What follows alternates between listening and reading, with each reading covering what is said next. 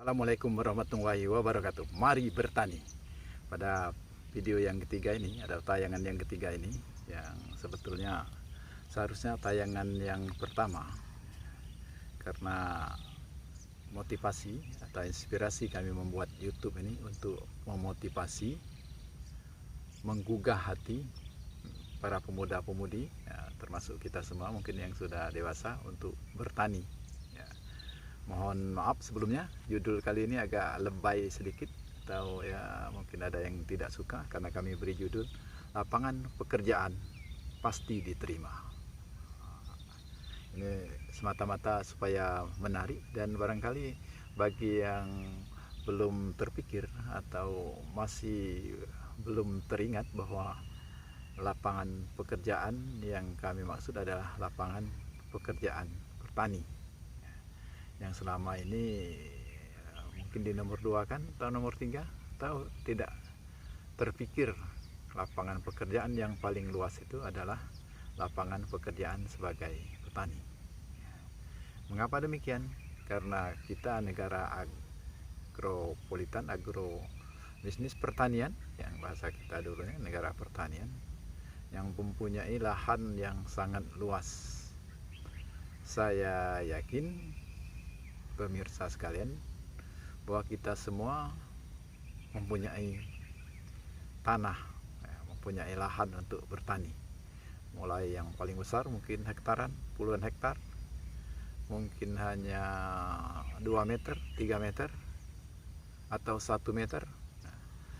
Semuanya itu dapat digunakan sebagai lahan untuk bertani, karena bidang pertanian ini sangat luas, sangat banyak, mulai yang paling besar usahanya sampai yang paling kecil.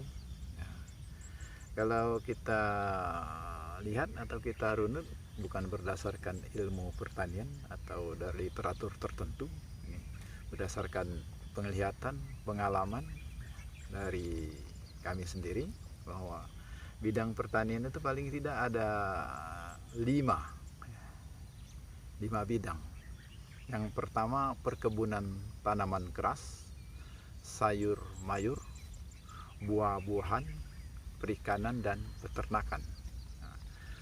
5 bidang itu dapat dijadikan sebagai lapangan pekerjaan, mulai yang paling besar tadi sampai yang paling kecil saya katakan tadi. Yang pertama dulu kita lihat misalnya perkebunan tanaman keras. Yang paling, ya, tanaman keras, ya, artinya perkebunan yang tanaman-tanaman itu keras. Yang dimaksud tanam keras itu tanaman yang tumbuhnya lama, misalnya karet, kopi, lalu kelapa. Itu tanaman perkebunan, tanaman termasuk tanaman-tanaman keras. Yang kedua, sayur mayur. Banyak juga macam-macamnya.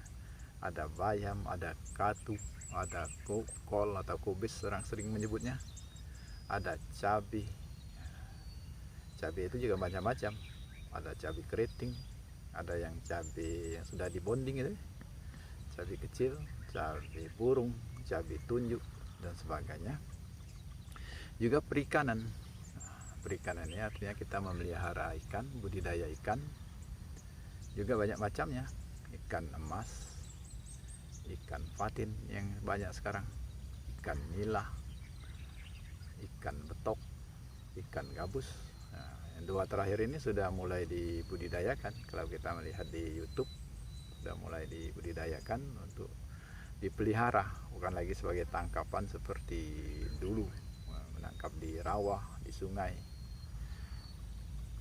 Kemudian bidang peternakan, nah, juga ini banyak juga macamnya. Mulai yang peternakan paling besar, misalnya kita memelihara sapi, kerbau, sampai peternakan yang paling kecil. Kita melihara jangkrik, ya. Memelihara, ada sekarang memelihara cacing. Ada juga yang memelihara semut untuk diambil telurnya. Semua bidang itu, ya, saya katakan yang pertama tadi, ya, dapat dijadikan sebagai lapangan pekerjaan atau sambilan untuk menambah atau penghasilan atau mengurangi pengeluaran. Sayur mayur misalnya kalau kita disesuaikan dengan lahan kita yang kita miliki, begitu buah-buahan, perikanan, peternakan dan perkebunan disesuaikan dengan apa yang harus kita sesuaikan. Yang pertama kemampuan kita, yang kedua kemauan kita, yang ketiga barangkali baru unsur yang lain, unsur pendukung, misalnya luas tanah, jadi juga pertimbangan. Misalnya kita ambil contoh, kita mau bertani dengan sayur mayur. Kalau kita mau luas, kita bisa saja menanam cabai yang luasnya misalnya 1 hektar, 2 hektar, dengan pengelolaan yang modal kita banyak, tenaga kita cukup, tanah kita juga ada, kita tanam cabai 1 hektar, 2 hektar tadi. Tentu ini sudah lapangan pekerjaan yang menjanjikan, apalagi kalau harga cabainya mahal. Atau kita yang kecil-kecil, paling kecil misalnya di rumah kita buat polybag 5-6, sudah dapat kita tanam cabai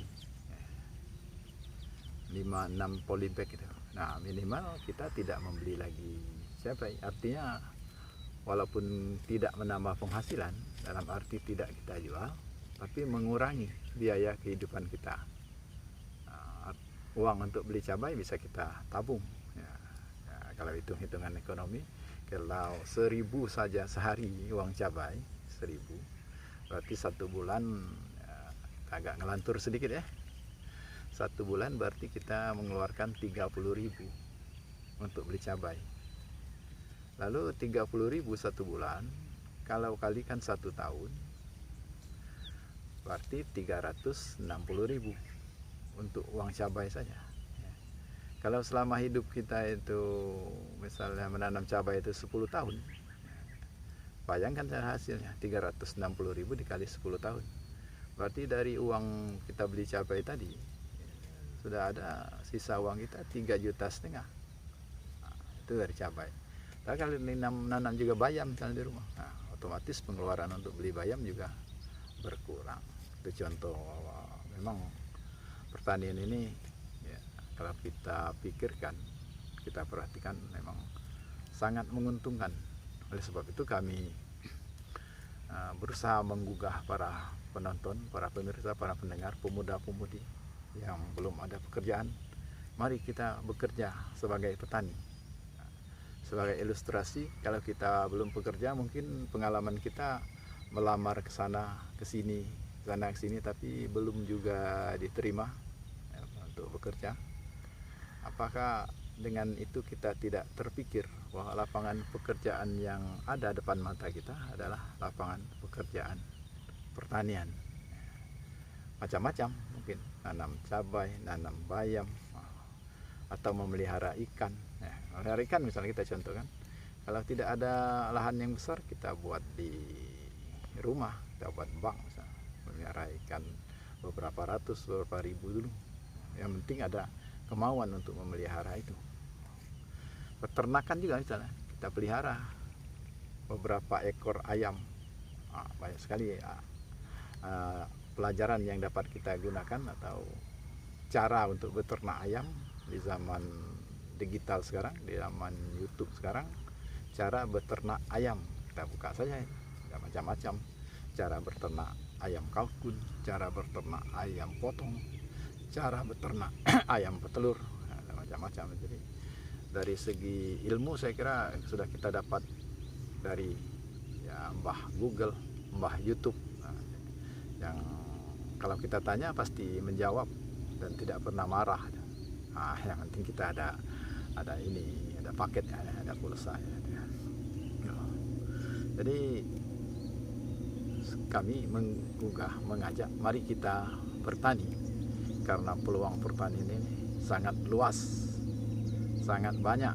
Dari 5 bagian saya sebutkan tadi, perkebunan, sayur mayur, buah-buahan, peternakan dan perikanan, dapat kita manfaatkan baik skala besar maupun skala kecil.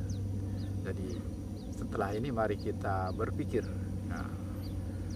membayangkan, ya paling tidak bermimpi bagaimana kita membuat lapangan pekerjaan baru, atau bekerja di bidang yang baru, atau menambah penghasilan di bidang yang baru, yaitu dengan di bidang pertanian. Mohon maaf kalau ada kekurangan.